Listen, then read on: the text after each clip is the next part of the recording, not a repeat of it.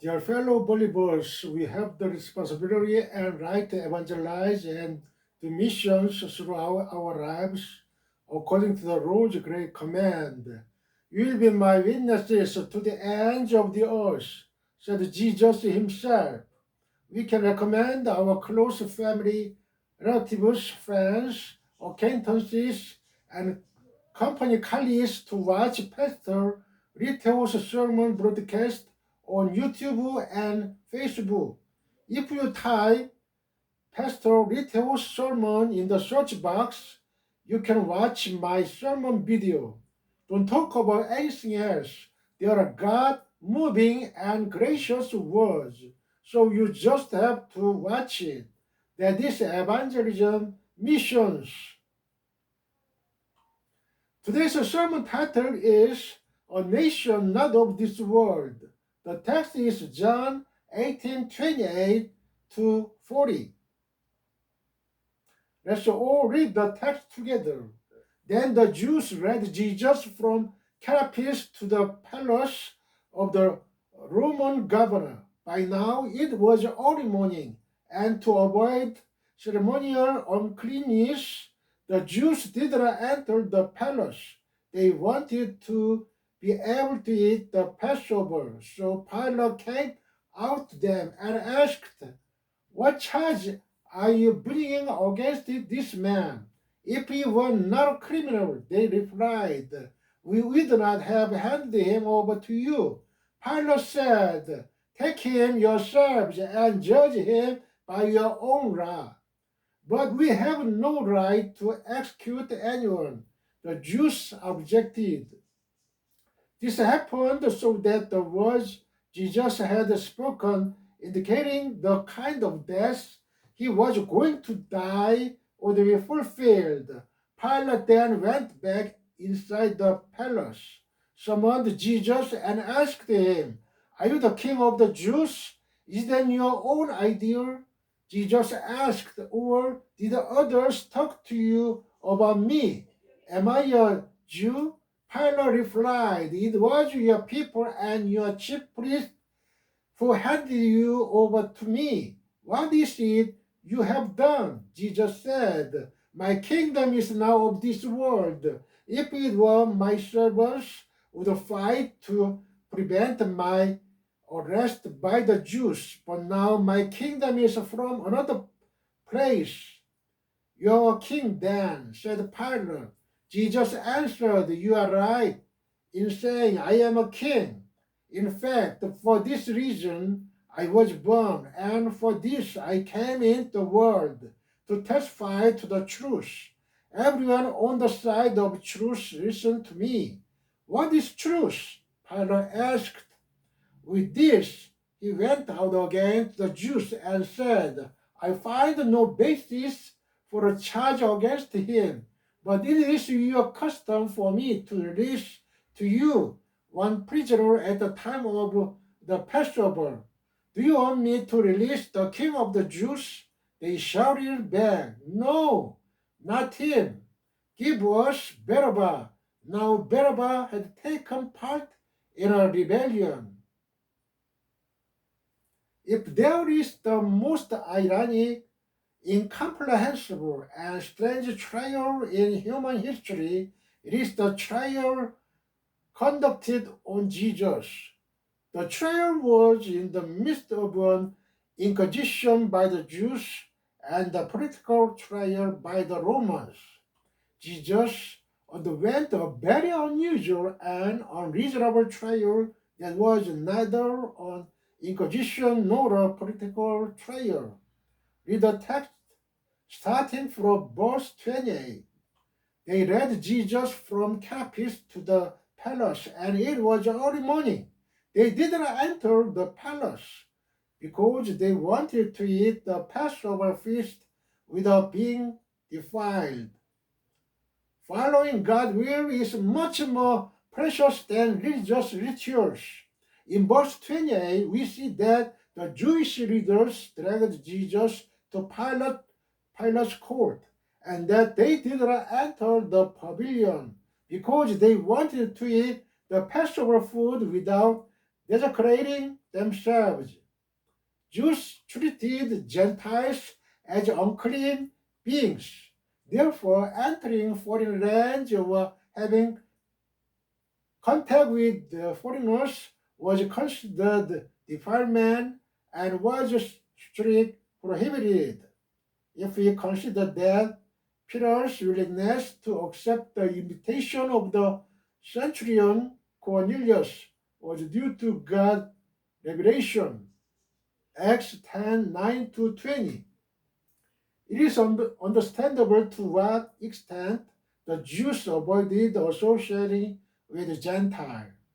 In any case, the Jewish religious leaders regarded Pilate and his government office as unclean, and although they dragged Jesus to the government office to accuse him, they did not enter the government office to avoid becoming unclean themselves with just one day left before Passover. Here we see in detail the reality of purity and piety that the Jewish religion strived for. They were only interested in decorating the outside, like a whitewashed tomb. Their reality was that they only focused on what was visible to others, ignoring internal purity and piety, following God's will. Matthew 23:5. We must keep in mind that our religious performance is evaluated by God, not by people, and be careful not to follow in their footsteps. People look at the outward appearance, but God looks at the heart. This is why no matter how fancy you make it look, it is of no use. Therefore, if anyone wants to become a saint recognized by God, they must do their best to seek out, discover, and follow His will rather than religious rituals. This is the shortcut to becoming a first-class believer. Like a whitewashed tomb, a person who looks beautiful on the outside, but is full of all kinds of filth on the inside, cannot avoid being sentenced to hell. Just as the roots must be holy for the branches to be holy as well, inner purity is important. God recognizes a person who is clean on the inside as clean, even if they wear holy clothes, speak holy words, and meet holy people. Those who are not holy on the inside are not holy. They are just people pretending to be holy. The Jewish religious leaders looked like a disciple of Moses on the outside, but in reality they were children of the devil. John 8:44. Among those who are called saints today, there are quite a few who appear to be disciples of Christ on the outside, but actually belong to the devil. Each of us should check if I am the one who did it. Whether one is a saint or a disciple is not determined according to one's claims. Only when God acknowledges you can you become a true disciple and a true saint. Therefore, those who only focus on external things such as Christian rituals rather than following the will of God should be afraid. In one short page in verse 28, the illegal political trial is revealed. As evidence for this, first, Jesus is moved from the court of Caiaphas to the court of Pilate to be tried. Rather than continuing trials in one court, the presiding judge changes as needed. A very unusual and strange trial. Second, Jesus is tried at dawn. Here, dawn corresponds to 3 to 6 a.m. in modern times. Jesus was judged in the middle of the night. What kind of trial was he in such a hurry? He subjected Jesus to a trial that could only have occurred in wartime.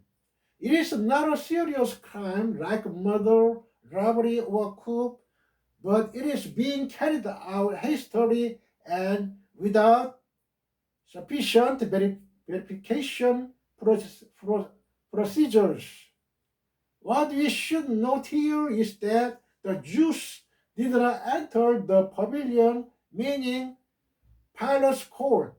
This is because if Jews enter the court of Pilate, a Gentile, they will not be able to participate in the Passover feast.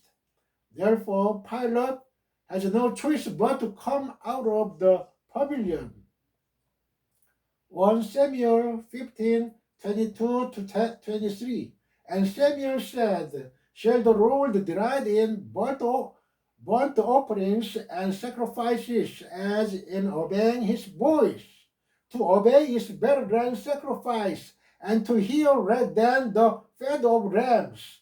For rebellion is like the sin of divination, and stubbornness is like the sin of bowing down the living others.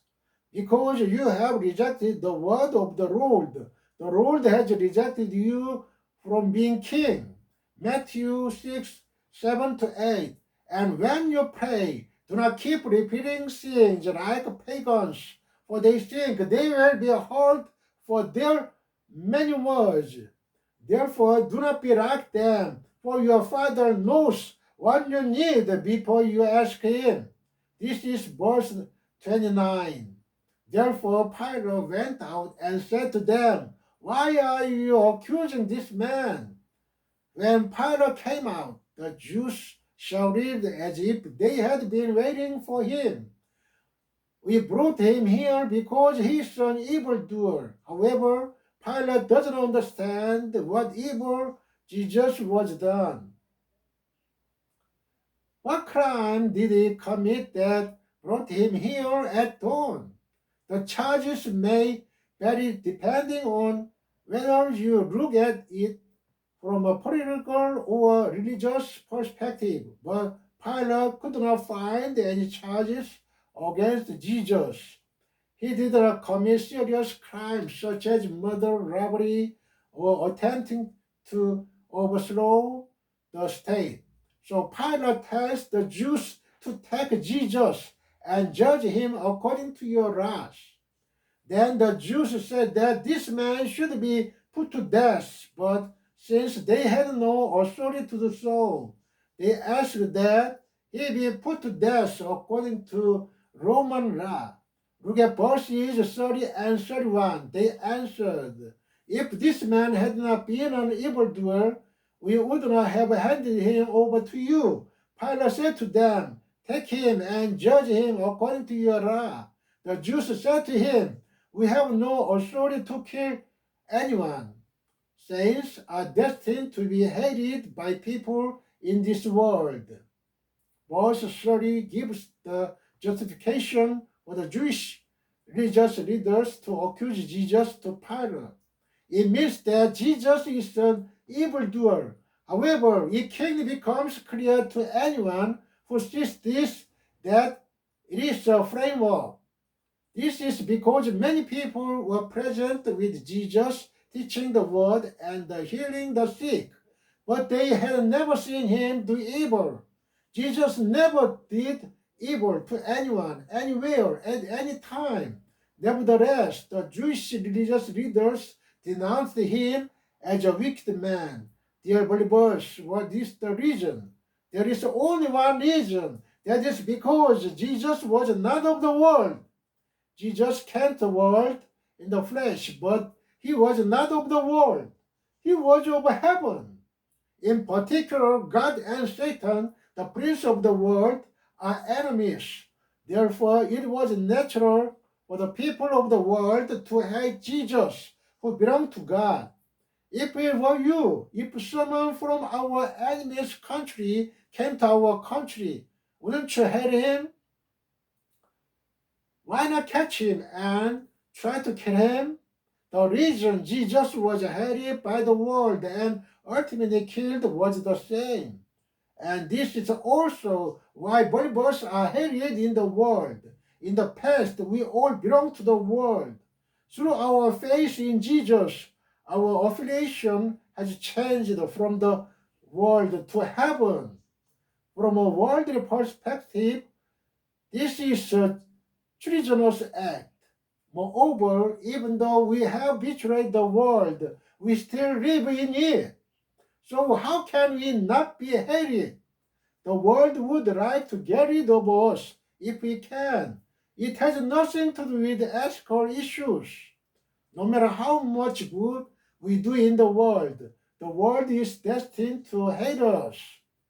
The reason the world hates us has to do with the fundamental problem. Therefore, when we receive hatred from the world, we must take it for granted. 1 Peter 4:12-13.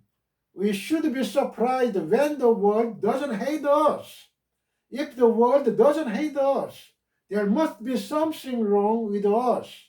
It means that the world doesn't recognize us as saints. This is truly terrifying. Dear believers, the world doesn't recognize us as saints, but will God recognize us as saints?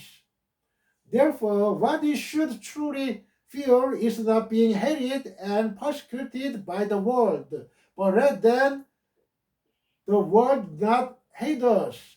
Therefore, when the world hates you, I hope that you rejoice in the knowledge that you belong to heaven, overcome it with faith, and live a life that lives more in faith and the word. Luke 6:22. Blessed are you when people hate you and turn away from you and revile you and call your name evil and reject you because of the Son of Man. To Timothy 3:12. All who desire to live godly in Christ Jesus will be persecuted. 1 John 3:13. Do not be surprised, brothers, if the world hates you. Using others to achieve their own evil purposes is a typical characteristic of those who belong to Satan. In verse 31, Pilate, who heard the accusation against Jesus by the Jewish religious leaders, said, "Take him and judge him according to your law." Pilate's words can be interpreted in two ways. The first is that the issues involving Jesus are religious issues and therefore not his concern. The second is to handle it according to your law, which can be seen as delegating all matters related to Jesus to the Sanhedrin. Of course, this implies that it would not be an issue if Jesus was executed for religious reasons. In fact, if you look at the Bible, there are instances where the Jews themselves executed people for religious reasons. Acts 7:54-60. This is a Stephen case. However, the Jews strongly requested that Pilate judge Jesus. In other words, the Jewish religious leaders planned to have Pilate take on the villainy jewel of eliminating Jesus. Jewish religious leaders had already killed some people for religious reasons with the governor's connivance, but they could not do the same to Jesus and instead tried to enlist the help of Pilate, the Jewish governor dispatched to Rome. This is because a significant portion of the people regarded Jesus as a prophet. And even among the leading figures, there are some who believed in him as a person who came from God. So they could not just get rid of him. Matthew 21:11, John 3:2, 12:42. In other words, the Jewish religious leaders tried to avoid responsibility for killing Jesus by using Pilate, a Gentile, as a way to get rid of Jesus, who was considered their political enemy. In the end, Pilate fell for their trick and left an indelible mark on history. Through this incident, we see the characteristics of evil people who cleverly use others for their own evil purposes. Indeed, evil people who belong to Satan do not hesitate to use other people for their own selfish and evil purposes. Anyone who makes things happen themselves and makes others take responsibility is close to Satan. Indeed, this is an act that contrasts with the character of Jesus, who gave himself up for us sinners. Therefore, if any of those who call on the name of the Lord commit such acts, they must repent. This shows that they only wear the clothes of saints, but are actually children of the devil. Just because you call on the name of the Jesus does not make you a disciple of Jesus. A true disciple of Jesus is someone who sins like Jesus, speaks and acts like Jesus. The life that Jesus modeled for us is a life of altruistic love and service. What we should pursue as believers is not to take advantage of others, but to strive to benefit them ourselves. Cunning and trickery are characteristics of Satan, so those who enjoy using them have nothing to do with Jesus, no matter who they are. A true believer does not covet the fruits of his or her own efforts, and does not pass on to anyone else his or her responsibilities. Esther 3:8-9. Haman said to King Ahasuerus, "There is a people scattered among the people in every province of your kingdom who do not keep your law, because their law are different from those of the people. It is unprofitable for you to tolerate them. If it pleases you, let the decree be made to destroy them, and I will give 10,000 talents of silver into the hands of those in charge of your affairs and give them to your treasury." John 8:44. You are from your father, the devil, and you want to do the same desires of your father. He was a murderer from the beginning and does not stand in the truth, because there is no truth in him.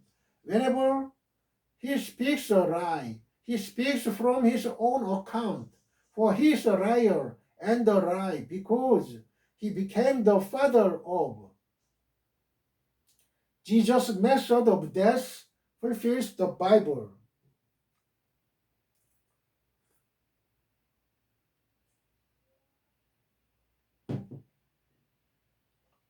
Read verse 32. This was to fulfill what Jesus had said about the kind of death he would die. The actions of the Jews fulfilled the prophecy of the Bible. Governor Pilate realized that the trial of Jesus is an inevitable political pressure. He is the governor of Judea dispatched from Rome, and the cunning Jews take full advantage of this fact to drive him into a court of public opinion. There is no content of the trial. However, the Jews are making an unspoken threat, saying, "If you do not or refuse this trial, we'll report this to Rome, and then your political career will end." Pilate, who was weak in power, struggles between human conscience and political reality. He has no choice but to start a trial. He has no intention of starting an interrogate.